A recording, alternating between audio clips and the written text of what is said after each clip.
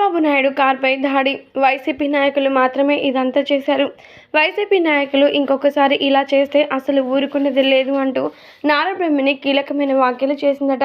అయితే మరి నారా బ్రహ్మిణి చేసినటువంటి ఈ వ్యాఖ్యలు కాస్త ఇప్పుడు మాత్రం నెట్టింట ఎంతగానో వైరల్గా మారుతున్నట్లుగా తెలుస్తోంది. టీడీపీ అధినేత చంద్రబాబు నాయుడు గురించి ప్రత్యేకించి చెప్పాల్సిన పనే లేదు. తను మాత్రం ఎప్పుడు చూసినా కానీ ప్రజా సంక్షేమం కోసం ఎంతగానో ఆరాటపడుతూ ఉంటాడు. అయితే మరి అలాంటి చంద్రబాబు నాయుడు గారిపై ఇప్పుడు ఏకంగా దాడి జరిగినట్లుగా తెలుస్తోంది. ఇక ఆయన ప్రచార రంగంలో సంసిద్ధంగా బయటికి వెళ్తున్న నేపథ్యంలో అనుకోకుండా ఆయన కార్పై దాడి జరిగిందట.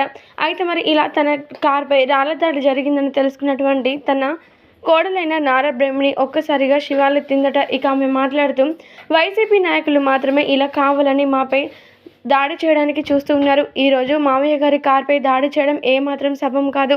ఖచ్చితంగా దీనికి పరిణామం వాళ్ళు చూస్తారు. ఒక్క మాటలో చెప్పాలంటే ఈ యొక్క వైసీపీ నేతల యొక్క దాడులు మాత్రం ఖచ్చితంగా పరిగణలోకి తీసుకొని వారికి మేమంటే ఏంటో చూపిస్తాను అంటూ నారా బ్రహ్మిణి కీలకమైన వ్యాఖ్యలు చేసిందట.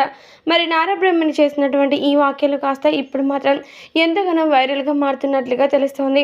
ఎంతైనా మరి నారా బ్రహ్మిణి ధర్మం సత్యం పట్ల ఎంతగానో గట్టిగా దృఢంగా నిలుస్తుంది కదా. అందుకోసమని అధర్మంగా జరిగినటువంటి ఈ దాడిపై ఆమె ఎంతగానో శివాలెత్తుతున్నట్లుగా తెలుస్తోంది.